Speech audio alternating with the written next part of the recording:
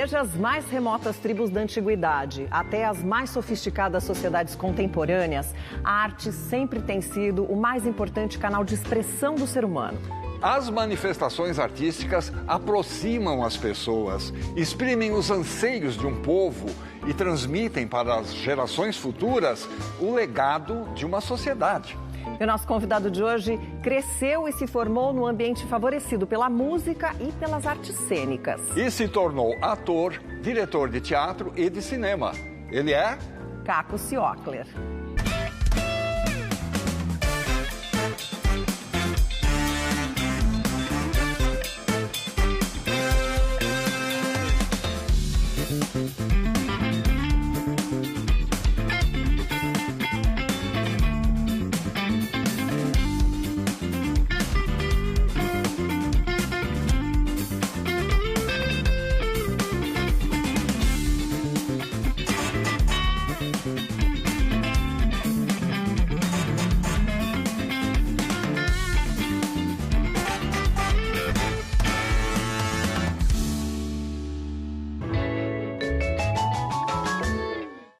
Caco Ciocler, que bom ter você no Persona. É uma honra te receber aqui no programa. Poxa, a honra é toda minha. Faz tempo que a gente tem tentado esse encontro. Estou muito feliz de estar aqui. Obrigado. Caco, você é descendente de uma família judaica que vivia na Bessarábia, uma região que hoje pertence parte à Moldávia e parte à Ucrânia. No seu livro Zeide, você relata a chegada deles ao Brasil e a dificuldade que eles tiveram aí para se estabilizar aqui, né? E se concentra especialmente na figura do seu avô, o Zeide Surrer. É porque essa palavra Zeide, Zeide significa avô em Yiddish, é como nono, nona. Então eu chamava ele de Zeide Surrer. E eu achava que o nome dele era Zeide Surrer. Depois que eu fui entender que Zeide, que eu tinha o Zeide Surrer e o Zeide Mendel, que era o pai da minha mãe. Então, depois eu fui entender que essa palavra é avô. É como se eu estivesse dizendo, o avô Surrer. Então, a história sempre foi sobre ele. A ideia de fazer o livro era uma homenagem a ele. E aí, sim, eu tive que investigar as histórias todas familiares e o livro acabou se transformando numa espécie de transmissão da paternidade. Agora, faz parte das tradições judaicas o culto às artes em geral, né? É muito forte isso entre o povo judaico. A poesia, a literatura, a dança, o teatro. Fala um pouco sobre o papel que essas manifestações artísticas tiveram na sua formação lá na tenra infância, vamos dizer assim. Na tenra infância, a minha mãe... Eu era muito tímido e minha mãe me colocou... Tem um clube aqui em São Paulo que se chama Hebraica, que é um clube judaico, e eu estudava numa escola judaica. E fica relativamente perto uma coisa da outra. Então a gente saía, a mesma turma que estudava junta saía para ir de manhã e à tarde, passar a tarde na Hebraica, onde a gente fazia esporte, eu fiz todo tipo de esporte, não sei o quê, e tinha lá um curso de expressão corporal, era uma coisa assim. Eu era muito pequeno e minha mãe me colocou porque eu era muito tímido. E nesse curso... Tinha a professora, que, putz, me fugiu o nome dela agora, eu sou péssimo, estou ficando cada vez pior de memória. Mas eu lembro que ela tinha pelo na axila. E eu era um menino, assim, e ela ia com umas blusas regatas, assim, eu ficava muito impressionado com aquela mulher que tinha pelo na axila. E... Você fazia dança lá, né? Então, essa foi meu primeiro contato com as artes. Ali a gente fazia teatro, expressão corporal e tal. Na sequência, eu entrei num grupo de dança, porque a dança folclórica judaica faz muito parte também da cultura. Então, desde muito novo, no Bialik, eu já fazia dança judaica, depois fiz na hebraica, depois eu me profissionalizei. Eu tinha um grupo de dança profissional que dançava em casamentos, em bar mitzvahs. Eu era um péssimo dançarino.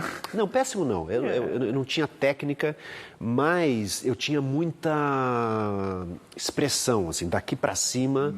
Era uma coisa... Isso não sei quem diz, é o meu amigo Dindi, que era meu coreógrafo. Falou, Caca, é impressionante, as pessoas só conseguiam olhar para você. Você dançava mal. Mas eu sentia muita alegria dançando e tinha tal. A gente produziu um quadro sobre esse clube que foi tão importante aí na sua formação social. Vamos dar uma olhada? Claro. Em meados do século passado, a comunidade judaica de São Paulo se ressentia de um espaço onde pudesse exercer o seu espírito de comunidade, essencial na vida desses imigrantes que se estabeleceram no Brasil, aqui tiveram seus filhos e ascenderam social e economicamente.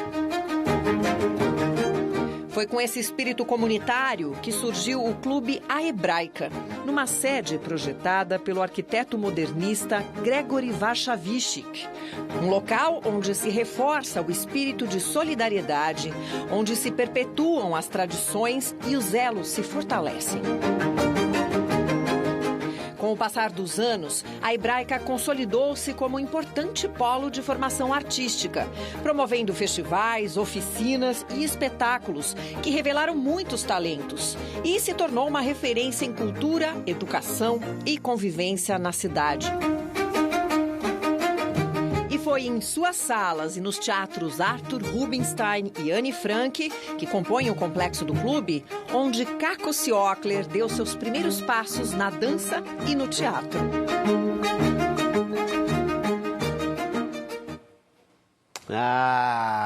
Ó, tô até chorando. Putz, foi minha vida, né? Eu passava mais tempo na Hebraica do que na escola, do que em casa. Vi grandes amigos, assim, saudosos amigos nessas fotos. E foi um clube fundamental na minha formação, né? Não só como artista, não né? só como artista, como ser humano mesmo. E tem uma coisa da comunidade judaica que é muito bonita, assim, e eu posso dizer isso porque o meu enteado não é judeu e esse ano foi para uma escola judaica. A coisa do pertencimento, sabe? Do acolhimento, do pertencimento. Era minha família, né? Lá na Hebraica, você fazia o curso, então, de danças folclóricas, se exibia, né? Com um grande dançarino que era. Quando foi convidado para participar do grupo de teatro do clube, né? E aí nós temos uma mensagem para você sobre isso. Fala, Carlos! Cacão, meu grande amigo, velho parceiro, aluno em outras épocas. Olha quanta história a gente tem junto, como colegas de trabalho, como diretor seu, eu iniciante total numa carreira de diretor amador, de teatro amador, e você sendo meu aluno, magrinho de tudo. E quanto tempo se passou e a gente nunca perdeu o contato. Eu acho isso maravilhoso. É isso que nos une na vida pessoal, no trabalho. De vez em quando a gente se encontrando para fazer alguma coisa juntos, né? Aconteceu algumas vezes nesses percursos. E o tempo passa e estamos aí, hein?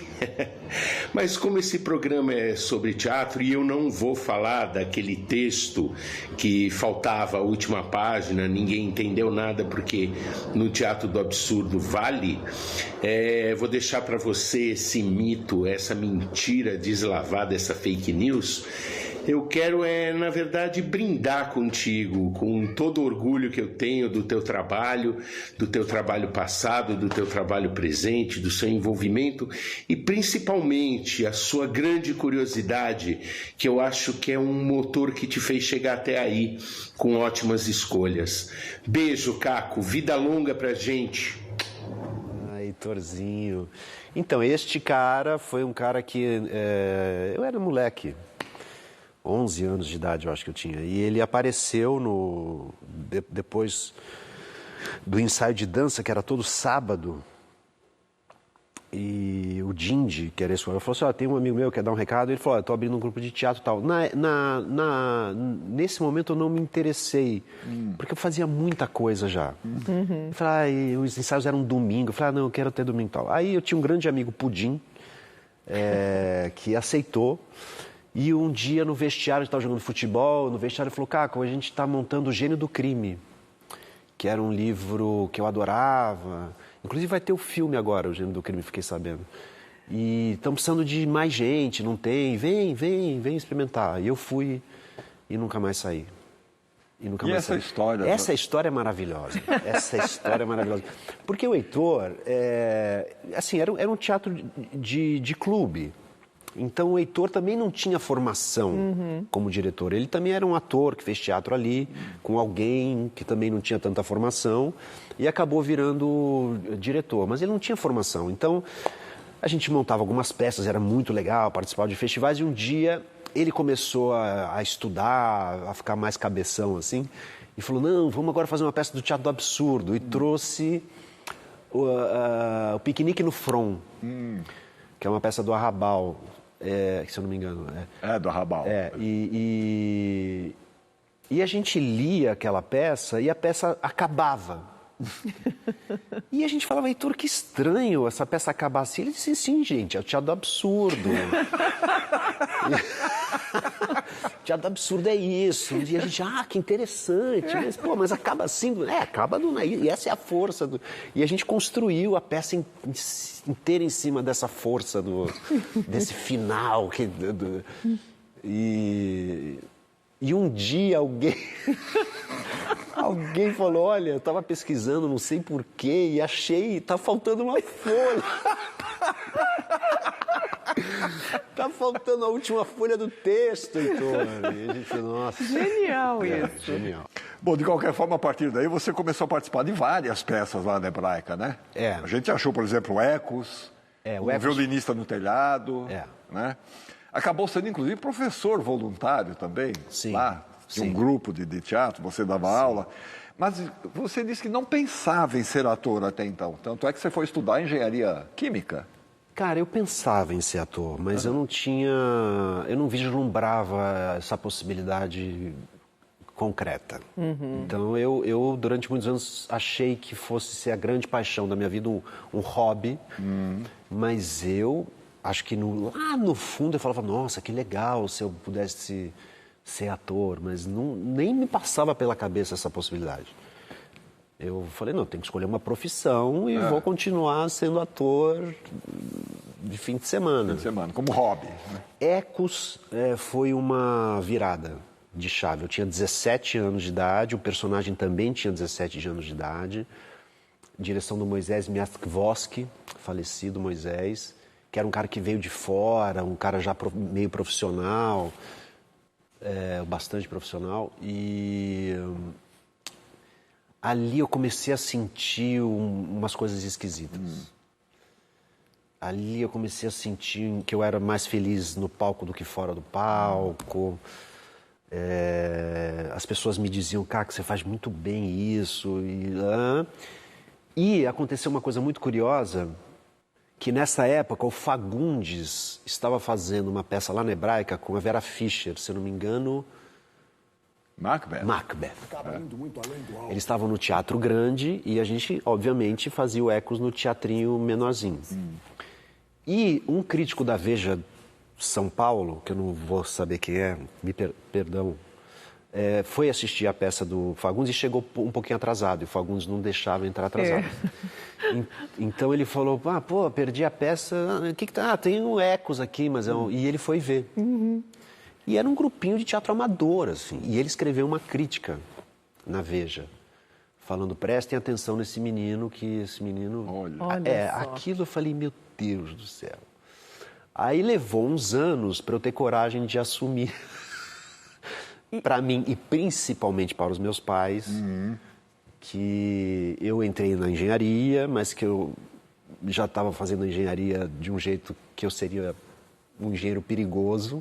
Aí eu fui fazer o Violinista no Telhado, que aí era também uma mistura... tinham 10 atores profissionais e 200 atores amadores. E eu fazia um dos personagens.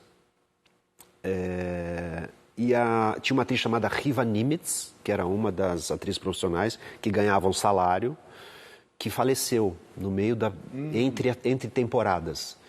E uma das pessoas amadoras assumiu o papel. E esse dinheiro foi dividido entre mim e o Dan Stubach.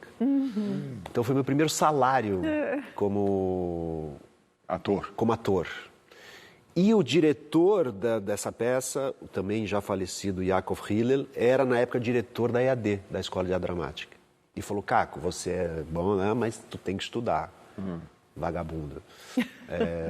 E aí me convenceu a fazer a escola, eu fui fazer a escola. Então, durante o tempo, eu fiz as duas coisas ao mesmo tempo, engenharia e tudo na USP ali. Sim. Mas, claro, depois de 2 anos, eram as duas faculdades muito puxadas. Eu fui largando uma em detrimento da outra, isso meus pais não sabiam. E como é que foi contar para eles e também como é que foram as suas primeiras impressões ali na EAD, né? Porque aí era completamente diferente do que você vinha fazendo no Clube Hebraica, né? Foi um choque. O grande barato da EAD para mim, professores incríveis, mas o grande barato é que a EAD é muito concorrida, são 20 vagas só para muita gente e gente do Brasil inteiro. Então, de repente, eu me vi numa turma de mais de 19 pessoas com entendimento de teatro, escolas de teatro, maneiras de fazer teatro absolutamente fascinantes e novas para mim. Então, isso para mim foi a grande escola, sabe? Uau, dá para fazer teatro assim. Uau, que cara talentoso, meu Deus do céu, o que é isso? Essas coisas que, não sei se vocês passaram, mas acho que a gente passa na vida. Tem alguns momentos na vida, não sei se astrológicos, não sei o que é, são anos de virada. Então eu passei por esse ano, que foi um ano que eu fiz, ainda na EAD, 2 espetáculos, um infantil e um infanto-juvenil. Eu fui premiado pelos 2. A Lavínia, mãe do meu filho, eu conheci num desses espetáculos, então eu fiquei sabendo que ia ser pai. E uma semana depois que eu ia fazer uma novela. Então foi um ano onde não tive escolha. Eu tive que falar para os meus pais, olha, tem algumas notícias para dar para você. Vamos lá. Sentem-se, por favor. Sentem-se, por favor. Aí eu comecei pela novela. Sim, claro. Claro. Tô na TV. E eles assim, como assim? Era uma novela das 8, né? Como assim, meu Deus do céu? Eu falei, olha, eu vou ter que sair da engenharia, não sei, mas aí você pai, o que? Foi assim. Foram as estrelas. Caco, vamos fazer um rápido intervalo. No próximo bloco, vamos falar da sua estreia como ator profissional mesmo, para valer, né? Ok? Ok, claro. Voltamos já com o Caco Ciocler.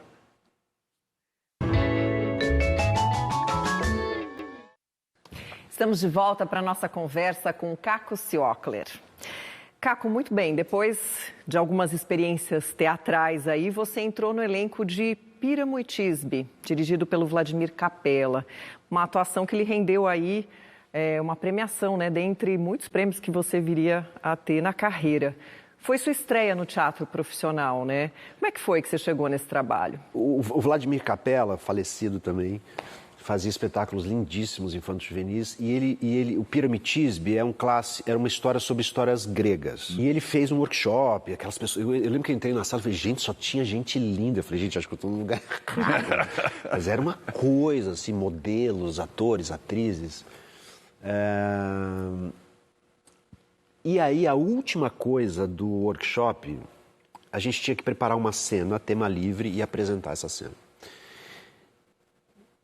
E eram em 3 dias. Aí eu estava no 3º dia. Aí no primeiro dia eu vi aqueles caras que trouxeram Shakespeare e aqueles modelos fazendo uma coisa horrorosa, assim, não sabiam fazer. Eu falei, gente, tava um horror, assim. Eu falei, não, menos. E aí não sei por que eu tive uma ideia de fazer uma pessoa com uma deficiência e um copo d'água. E a cena era só uma pessoa que queria tomar esse copo d'água e não conseguia pegar esse copo d'água. Era só isso. Só que eu usei Vic Vaporub para chorar, escondido. E eu só fiz isso, assim, alguém que não conseguia pegar um copo d'água e chorava. E as pessoas achavam que eu estava emocionadíssimo, assim. Então, ele acabou... Todo mundo chorou. Foi a nota máxima dos testes. Aí eu entrei no elenco. E também você entrou na novela, no Rei do Gado, e você fez o Jeremia Berdinazzi quando era jovem. O Raul Cortez fazia o Jeremia Berdinazzi velho, na idade adulta. e ganhou o prêmio APCA de revelação. E esse convite veio no momento, você chegou a contar isso, crucial da sua vida, né? Crucial. Na semana seguinte, quando eu fiquei sabendo que eu ia ser pai, que foi uma notícia maravilhosa, mas eu morava na casa dos meus pais, eu fazia, sabe assim, era uma coisa assim, como é que eu vou resolver esse pepino, né? E aí me veio o Rei do Gado. Também tem uma história curiosa, porque algum olheiro foi assistir o Rei do Gado foi assistir o Piramitisbe e falou para todo mundo ir fazer um cadastro lá na Globo. Tá. E aí eu fui fazer um teste junto com o Bolsinhas, que fez meu irmão, que era meu companheiro de turma de IAD. E a gente fez o teste para os papéis invertidos. E quando acabou o teste, eu falei, eu queria estar fazendo o personagem dele. Eu falei para o Luiz Fernando Carvalho, o diretor. Falei, Luiz, a gente pode fazer o teste ao contrário? Ele fez, pode. Aí quando virou, eu vi a cara dele olhando para algum assistente, assim. E a gente fez o papel invertido. Aí, depois da sua estreia na TV, você participou de outras novelas, séries e seriados na Globo e interpretou Bento Coutinho na minissérie A Muralha. Tem alguém aqui que te mandou umas palavras que teve com você nesse trabalho, olha só. Vamos ver. Caco Ciocler, quem fala é a sua Rosália da Muralha. Amado, que parceria linda que a gente fez nessa série tão incrível, né? Que comoveu, assim, o Brasil, a gente contando ali uma parte da nossa história, do nosso país e contando sobre um romance, né? Um romance proibido, a filha mais nova de Dom Brás, tendo uma relação com o grande vilão ali da história. Eu queria te falar que eu queria muito repetir a nossa parceria, falar que você construiu uma carreira linda, porque você é um cara grandioso, né? Você é uma pessoa grandiosa, um ator incrível. Todas as suas escolhas de carreira, suas posições políticas, é algo que eu sempre te admiro. Eu sempre estou de longe ali acompanhando você nas redes, mas eu tenho muita vontade. Eu espero que em breve a gente possa repetir a nossa parceria. E agradecer também, para quem não sabe, o Caco Ciocler me emprestou o violino dele para eu ter aulas de violino e depois eu emprestei, eu devolvi o violino para ele. Essa é uma história muito fofa que a gente tem. Ele falou, vou te emprestar, mas você me devolve. Eu falei, lógico, quem fica com violino, Caco? E é isso, tá bom? Obrigada pela oportunidade de estar aqui, esse programa tão gostoso que eu sempre assisto. E é isso, eu desejo o melhor para você, sempre. Jamais fiquei aos pés de uma mulher. Alguma vez tinha que ser a primeira. Ela é muito linda, né, Regiane? A Muralha tem A Regiane é uma coisa, depois eu vou falar da Regiane. Mas a Muralha tem uma história curiosa também, que a Denise Sarraceni, a diretora da Muralha, estava fazendo um teste de caracterização do Tarcisão. O Tarcisão tinha uma caracterização e tal. E ela estava vendo o Tarcísio no Rei do Gado. E me viu passando ali no fundo. E falou, e aquele menino ali que fez o... Então foi super sem querer também. Olha. Foi a primeira vez que eu experimentei esse lugar, sabe? De ser capa de revista. Foi a primeira experiência. E uma parceria linda com Regiane, que é uma fofa. E eu também tenho muita vontade de trabalhar com você, Regiane. A história do violino eu não lembrava. Olha. Devia ser o violino do seu pai. Não. Não? Não, foi um violino que eu comprei porque nessa peça do Vladimir Capella tinha uma violinista e eu falei, eu quero aprender violino. Comprei um violino, mas eu comecei a ficar com muita dor, assim, um mês depois e parei. Agora, Caco, você conviveu com vários rabinos na sua vida, claro, inclusive nas telas, né? No novela O Amor Está no Ar, você fazia o Rabino Davi. Isso. E na sua estreia no cinema, no filme O Caminho dos Sonhos, Luca Berg, você também fazia um rabino, você interpretou um rabino. Mas aí vem O Bicho de Sete Cabeças, da Laís Bodansky, em que você interpretou um interno no hospital psiquiátrico, completamente diferente, né? E aí você reencontra um amigo da IAD, um colega da IAD. Quem será? Ah, eu sei. Sabe? Falar do Caco é uma delícia, porque ele é um dos maiores atores desse país e é um prazer imenso ser amigo dele. Nós fizemos a mesma escola, que é a Escola de Arte Dramática. Depois fizemos um filme juntos, que foi O Bicho de Sete Cabeças. Papai, mamãe, titia. Todo mundo foi, dele? Tua família inteira foi, deixa pra cá. Foi pra mim, foi, vai por lá. Foi pra eu, dele. Vai eu, viu, depois eu. Depois fizemos Aldeotas, uma peça que eu escrevi e que o Caco substituiu o Marra Descartes e assumiu essa parceria comigo cênica. E é desse prazer que eu quero falar, porque o Caco é um dos atores com maior escuta para o jogo cênico. Tem um respeito absoluto pelo parceiro de cena. E isso faz com que o trabalho seja muito criativo, poderoso, respeitoso e artístico. Te amo, Caquito. Mário, fica comigo! Eu não brinco com cadáveres. Essa peça é maravilhosa. Vocês viram essa peça? O Gera é uma coisa, né? O Gera é um fenômeno. Uma pessoa que eu amo demais, admiro demais. Ele é muito generoso nas falas. Eu acho que eu não era esse ator. Acho que a gente podia também falar disso mais pra frente. Acho que essa profissão tem isso também, né? A gente vai ficando melhor. Então, eu olho para esse trabalho, eu olho para coisas que eu fiz e enxergo como eu não sabia fazer. E tudo bem, porque eu não tive escola, né? Eu fiz a EAD, Escola de Teatro, e fui para a televisão muito rápido. E ninguém me ensinou a fazer audiovisual, e depois que eu fiz O Bicho de Sete Cabeças, foi uma avalanche de cinema na minha vida, assim, foram muitos filmes, e também ninguém me ensinou. Então eu errei muito. Eu hoje tenho profunda noção do quão pouco eu sabia. Isso é recente. Recentemente eu fiz um curso de interpretação para audiovisual. E falei, meu Deus, eu tenho feito tudo errado há 15 anos.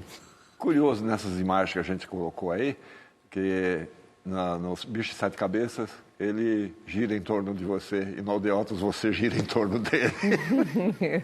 Bem observado.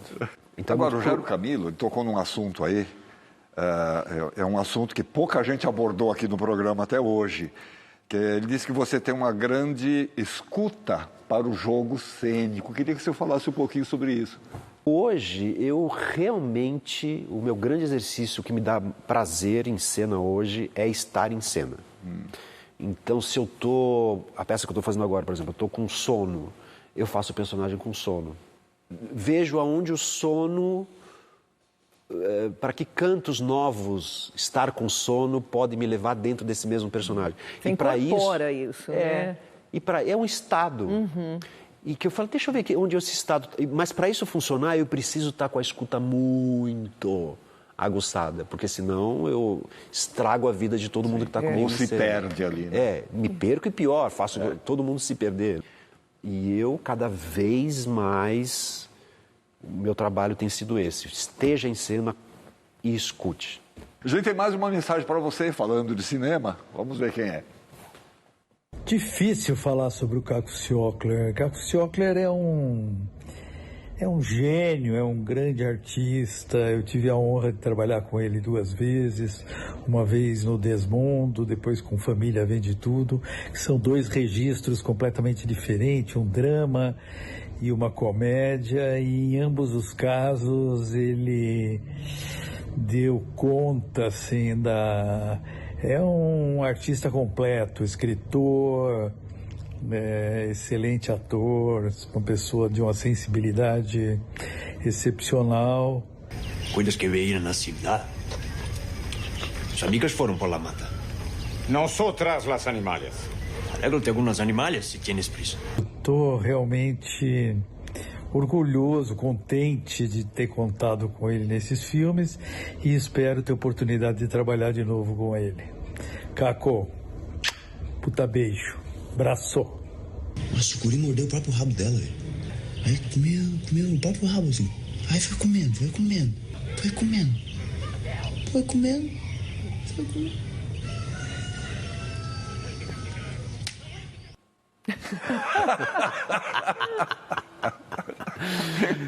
Grande Alain Fresnot, mentiroso Alain Fresnot. Não, maravilhoso. É isso. Alain Fresnot me pegou nessa época assim, de muito cinema. O Alain é muito divertido, tem um humor muito peculiar que me agrada profundamente. Assim. Esse filme, Família Vende Tudo, tem um humor assim, num lugar muito delicioso. É genial, né? Vocês fizeram até um show, você entrou num show... Do Latino. Cantou ao vivo no... Vamos parar o show que a gente vai gravar. Essa história é maravilhosa, porque a gente tinha que... esse cara esse personagem era um cantor e tinha que ter um show. Ele tinha muitas fãs, aí combinou com o Latino e tal. E cheguei no meio do show para cantar uma música. Só que as pessoas foram avisadas, olha, agora a gente vai parar o show. Aí já começou... Eu comecei a cantar e, obviamente, ninguém sabia a música que eu cantava, porque era uma música composta, era um cantor que não existe. Então foi de uma solidão, assim, que eu tinha que cantar como se eu tivesse com... E ninguém vinha comigo, assim, era Ninguém colaborou. Caco, vamos para mais um intervalo, porque no próximo bloco a gente tem que falar sobre seus trabalhos como diretor de cinema, né? Bora. Voltamos já com o Caco Ciocler.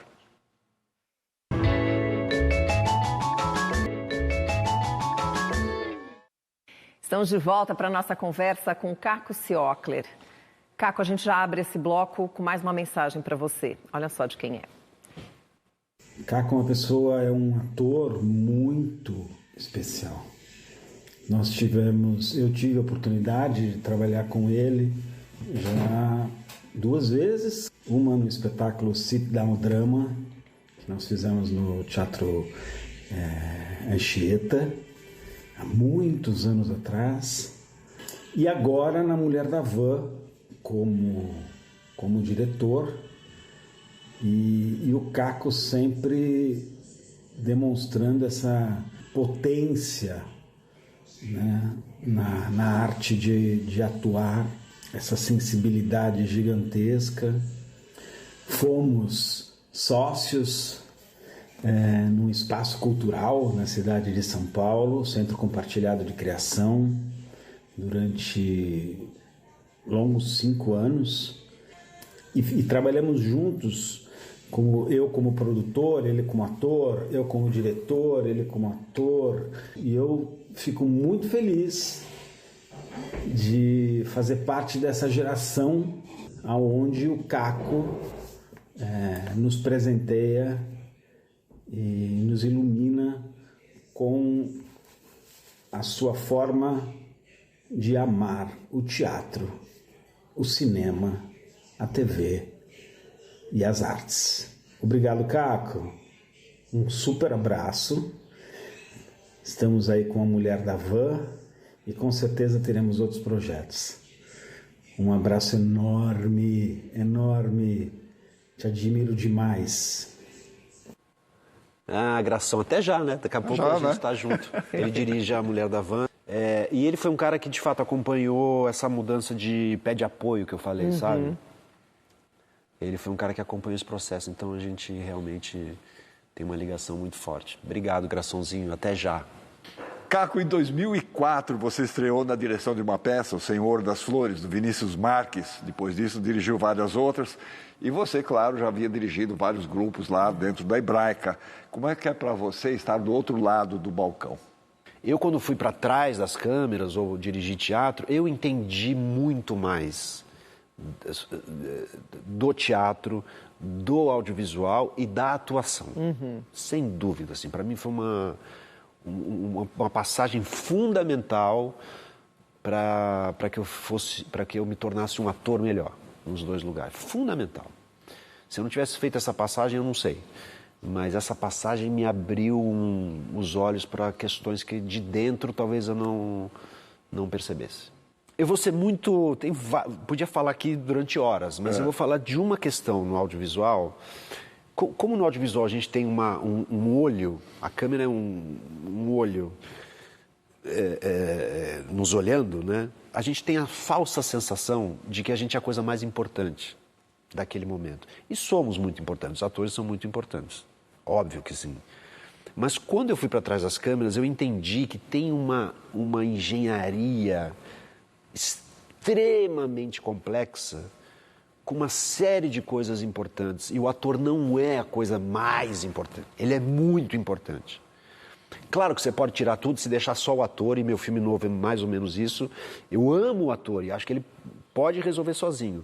Mas essa sensação, quando eu voltei para dentro, de que você está a serviço de alguma coisa, que o assunto não é você, o assunto não é... Parece óbvio, mas é uma mudança de chave muito importante. Não, eu estou a serviço de uma coisa muito maior. Eu, como ator, preciso ajudar o diretor, porque quando eu fui dirigir, a gente não consegue dar conta de tudo. Eu preciso que o ator me entregue coisas para além das coisas que eu peço. Eu preciso ser surpreendido por ele, eu preciso que ele seja um coautor. Então, esse lugar que eu chamo os atores quando eu dirijo, quando eu fui ser ator, eu passei a oferecer também. Então, para mim, foi uma passagem fundamental. Caco, dentre seus trabalhos, tem o documentário Esse Viver Ninguém Me Tira, que é sobre Aracy Guimarães Rosa, que teve um papel importante aí na ajuda aos judeus, né, para escaparem da Alemanha nazista. E você atuou também no filme As Polacas, que também trata, né, sobre essa questão judaica, né, a prostituição das mulheres, enfim. O que esses filmes representam para você? No caso do Esse Viver Ninguém Me Tira, eu fui convidado para dirigir. Foi minha primeira direção de longa-metragem, mas não era um projeto pessoal. Era um projeto para o qual eu fui convidado porque a produtora, uma hora, falou: eu acho que eu preciso de um diretor, gostaria que fosse um diretor, uma diretora judeu para contar essa história, e me chamou. Eu não tinha experiência nenhuma na direção, adorei. Então, este filme para mim foi uma pesquisa sobre uma mulher que acabou me levando para uma pesquisa interna. E eu sempre acho que quando isso acontece, são as melhores obras possíveis. Sim. O Polacas também foi um filme difícil, né? Um filme muito violento, um judeu, o meu personagem, um judeu horroroso, né? Horroroso. Muita gente me dizendo assim: pô, Caco, tu vai fazer isso por quê? E a minha resposta sempre foi: gente, a gente contribui com o antissemitismo se a gente contribui com a ideia de que somos um bloco. É o primeiro passo para qualquer preconceito. É você acreditar que determinado grupo é um bloco que pensa igual, e aí pronto. A maneira mais inteligente de se dissolver o antissemitismo ou qualquer outro tipo de preconceito é você mostrar que existem matizes. São pessoas que têm uma identidade específica, seja religiosa, cultural, nacional, mas são pessoas, tem um leque dentro desse grupo que pensa diferente, tem gente boa, tem gente ruim, em todos os grupos. Em todos os grupos. Então, essa tentativa de não falar mal, acho que piora essa sensação. Vamos expor o que a gente tem de pior também, né? Sim. Então, foi essa a decisão. Agora, Caco, muitos anos após você ter abandonado o curso de Engenharia Química e os laboratórios, recentemente você se formou em Biologia. Nós produzimos um quadro sobre essa importante área da ciência. Vamos dar uma olhada? Vamos. Desde os primórdios da biologia, o estudo dos organismos vivos tem revelado os segredos da vida em suas formas microscópicas. Um dos avanços mais notáveis foi a descoberta das células de defesa, como os linfócitos, que protegem o corpo contra invasores externos, como vírus, bactérias e fungos.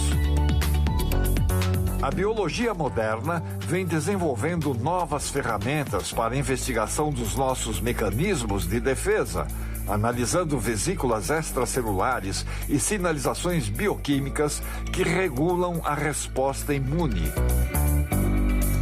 Com o tempo, os novos equipamentos e processos ficaram mais sofisticados graças à imunoterapia, às vacinas de RNA, ao sequenciamento genético e às terapias celulares, entre outras. Hoje, os pesquisadores conseguem entender como essas células se comunicam e como podem ser treinadas para combater o câncer, a esclerose, o HIV, o Alzheimer e doenças cardiovasculares, entre tantos outros males. O nosso convidado, Caco Ciocler, sempre teve interesse nessa área e hoje se dedica à arte e à pesquisa em biologia.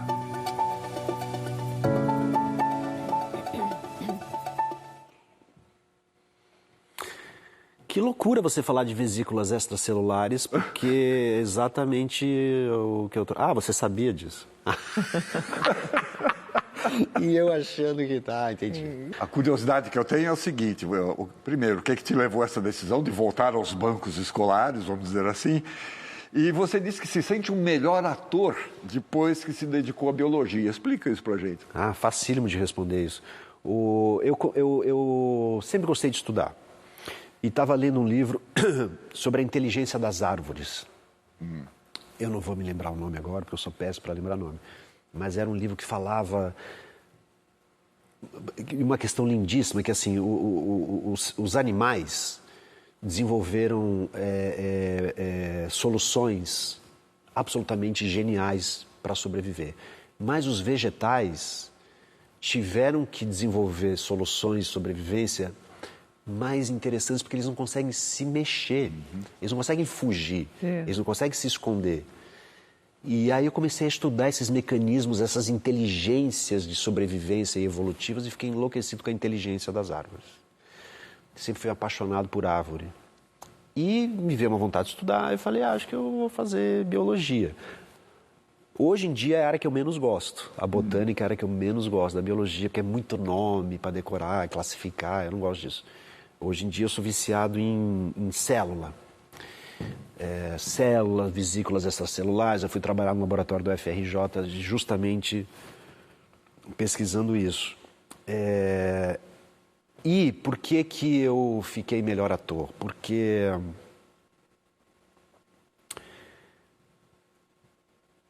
eu fiquei melhor pessoa. Porque quando você começa a entender o que é uma célula, a inteligência contida numa célula, em cada célula, você chega à conclusão que não é possível. Não é possível, que não é possível tratar a vida de maneira banal. É um desrespeito tratar tamanha inteligência com banalidade. Então eu me aproximei da vida, eu me aproximei da importância de estar vivo, eu me aproximei da beleza de estar vivo, da sacralidade de estar vivo e, portanto, fiquei um ator melhor. Há alguma espiritualidade nisso? Total. Total. Agora, não é que é uma espiritualidade que eu devoto necessariamente a alguém ou que eu acredite a alguém, mas o fato dessa combinação acontecer não tem outra explicação que não seja um milagre. Tem uma frase acho que é do Einstein, que ele diz: tem duas maneiras de você encarar o mundo. Ou os milagres não existem, ou tudo é um milagre. Maravilha. Que lindo. Maravilha, né? Lindo. Mais um recado, Caco. Vamos lá. ver?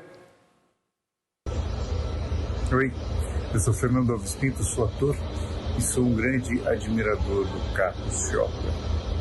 Caco Ciocler, um grande artista, um baita de um ator e um ser humano, assim, mais ainda.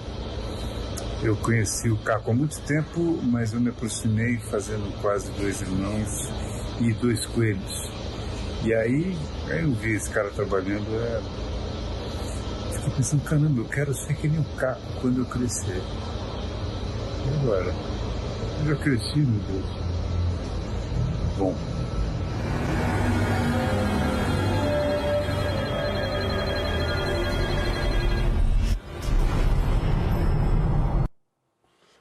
Fernando Alves Pinto também tem histórias engraçadíssimas, porque eu odiava o Fernando Alves Pinto. Por quê? Porque ele roubou minha namorada. É mesmo? Não roubou minha namorada, mas eu era muito apaixonado pela Graziella Moreto, A gente namorou na época da EAD, a gente terminou e na sequência ela conheceu o Fernando e tal, então odiava, morria de ciúme. E ele era um cara que eu lembro que ele fez o... Como é o filme da Daniela Thomas e do Walter? O Terra Estrangeira. Sim. Que era eu estava começando assim a minha carreira e não existia cinema. E de repente eu abri o jornal e era o Fernando Alves Pinto na capa, como um ator lindíssimo e talentosíssimo que ele fazendo cinema. E eu falei, gente, ele está fazendo cinema. Digo isso de coração limpo, porque a gente se ama profundamente.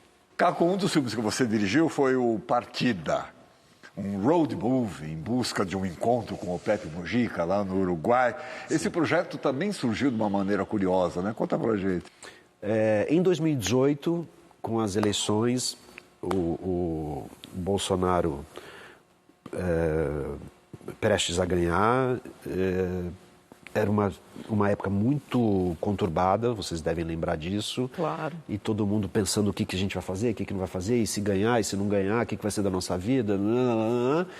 E eu estava ensinando uma peça com a Georgette Fadel, que é a protagonista do filme. E ela soltou numa roda, ela falou assim, quer saber, eu vou me candidatar à presidência da República. Acho que tem que ser um ator, uma atriz na presidência. E claro, aquilo era uma piada, mas todo mundo ficou, por que não? Então, ali já tinha um misto de ficção e de verdade. Uhum. E aí eu fui para casa e falei, Georgette, eu tenho uma ideia de passar o Réveillon com Mujica. Vamos fazer um filme? Então, a ideia era eu e a Georgette só. Ela ia dirigindo, ela tinha um carro vermelho, ela ia dirigindo e eu filmando. Quando ela falou sim, falei, caramba, vou fazer o meu primeiro filme autoral. Liguei para o Vasco Pimentel, que é um super técnico de som, trabalhou com Wim Wenders, ele é uma estrela inteligente. Aí eu falei, não vai caber num carro, vamos de 2 carros. Bom, se tem 2 carros, precisa de mais uma câmera. Onde é que vão as malas? Precisa de 3 carros.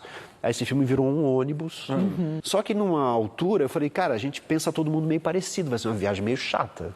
Porque todo mundo fala assim, Preciso de um antagonista. E aí lembrei do Léo, que não era uma pessoa próxima na época, mas tinha feito teatro na Hebraica, nos primórdios, é um grande empresário, mas muito apaixonado pela arte. Ele foi dono do Teatro Folha. Uhum. E falei, Léo, tenho 2 perguntas para te fazer. Você votou no Bolsonaro? Votei. Quer vir fazer um filme? Mas ele falou, mas a gente vai fazer o quê? Eu falei, vamos encontrar o Mujica. Vou. O Mujica tinha essa capacidade, né? Ele era encantador para todas as alas. Todas assim. as tribos. Sim. Porque ele tinha uma coerência que encantava. Então ele falou, por esse cara eu entro nesse ônibus como uma comunista. E foi maravilhoso. Aí surgiu o filme. Você faz uma leitura, né, do que é um empresário, do que é um cara rico. Eu só queria que você estudasse um pouco para perceber qual é o seu lugar. Vasco! Você se propõe a ser presidente? Sim. Qual é o seu partido? Partida. Eu vou ser o ministro da Cultura. Jamais. Bom, Caco, o programa está chegando ao fim, mas a gente deixou uma mensagem que não podia faltar. Final, dá uma olhada. Meu Deus. O Caco é um irmão que eu tenho, às vezes mais novo, às vezes mais velho. O Caco, desde a escola, a gente sempre teve uma estranha ligação. Uma ligação amorosa, política. Eu sou muito admiradora da inteligência dele, do humor dele, da arte dele. Com o Caco é um pouco... Me leva que eu vou. Eu acho que... Se ele chega e fala, George, eu tenho uma proposta pra você, não precisa nem me contar muito o que é. Porque eu tenho sempre certeza de que ele tá metido em alguma boa confusão, em algum bom tema, em algum tema que vai engrandecer, que vai abalar, que vai produzir uma boa flor para esse mundo. Eu confio muito na honestidade do Caco, eu confio muito na honestidade do pensamento do Caco, das buscas do Caco. Eu acho um artista muito ético. Eu acho que ele é um diretor de cinema importante pra gente, muito importante, porque as experiências que ele faz não são rasas e são brincalhonas ao mesmo tempo. E isso não é pouco. Eu sinto um amor muito grande por ele. Eu sinto que eu atravessaria o Vale da Sombra da Morte ao lado desse companheiro. Acho um artista que transita com muita elegância e profundidade pelos nossos palcos, pelas nossas telas e pelo meu coração, muito fortemente, meu irmãozinho. Um beijo, Caco. Que pessoa, né? Tem uma história engraçada com a Georgette também. Imagina. Deve ter várias. Não, ela é uma loucura, ela é uma gênia também. Cada vez que eu vou ver a Georgette, eu falo, gente, como é possível que alguém fique cada vez melhor? Assim, é impressionante. É uma grande parceira de alma mesmo. Mas eu lembro dessa coisa da EAD. Ela sempre foi muito talentosa.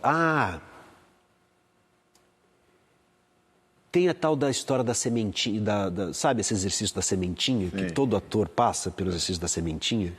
Vocês acreditam que na IAD teve o exercício da sementinha? E a gente falou, não acredito que a gente entrou na escola de teatro e vai fazer o exercício da sementinha. E a gente fez.